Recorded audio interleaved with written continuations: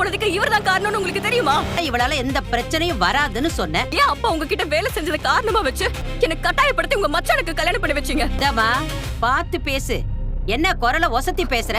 ரேவதி மூலமா எல்லா உண்மையும் தெரிஞ்சுக்கிட்ட மதி இனிமேலும் பொறுத்தது போதும், என்ன நடந்தாலும் பரவாயில்ல, இன்னைக்கு இதுக்கு ஒரு முடிவு கட்டியே ஆகணும் முடிவு பண்ணி நேரா தங்கராஜ் வீட்டுக்கே கிளம்புறான்.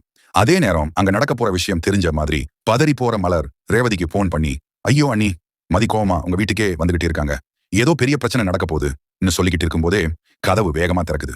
யாரும் எதிர்பார்க்காத நேரத்துல மசி வீட்டுக்குள்ள நுழைறா. தங்கராஜை பார்த்ததும் இத்தனை நாளா மனசுக்குள்ள அடக்கி வச்சிருந்த கோபம் எல்லாம் வெடிச்சிடுது. நான் உனக்கு என்னடா துரோகம் பண்ணேன்? ஏன் என் வாழ்க்கையே இப்படி கெடுத்த?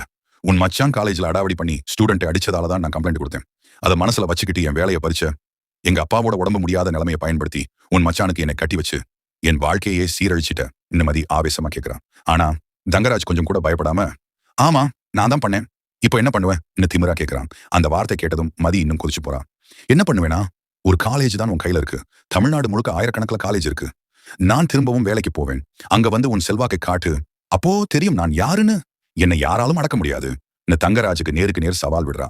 அப்போ தங்கராஜோட அம்மா குறுக்க வந்து, ஏமா ஏன் இவ்வளவு கத்துறன்னு கேட்க, மதி திரும்பி, நீங்க முதல்ல அமைதியா இருங்க, இத்தனை நாளும் என்னை அடக்கி வச்சது போதும் என்று சொல்லிட்டு அங்கிருந்து கிளம்புறா. ஆனா மதி கிளம்பிய பிறகுதான் அந்த வீட்டுல உண்மையான புயல் ஆரம்பிக்குது. ஏன்னா மதி சொன்ன விஷயத்துல இன்னொரு பேர் திடீர்னு அடிபடுது. சுரேஷ். இந்த விஷயத்துல சுரேஷுக்கும் பங்கு இருக்குன்னு தெரிய வர, என்னது சுரேஷுக்கும் இதுல சம்பந்தமா மதி அதிர்ச்சியோட திரும்பி பார்க்கிறா. பாவம் சுரேஷ். இந்த முறை மதி கோபத்துல சிக்க போறது யாரு? தங்கராஜா? சுரேஷா? இத்தனை நாள் மதிதான் எல்லாத்தையும் இழந்துட்டே இருந்தா. ஆனா இந்த முறை மதி ஆட்டம் ஆரம்பிச்சிட்டா. அடுத்த நிமிஷம் யார் சிக்க போறாங்கன்னு யாருக்குமே தெரியாது. மதியின் ஆக்ரோஷம். இனிமேல் கதை வேற லெவல் திருப்பம்.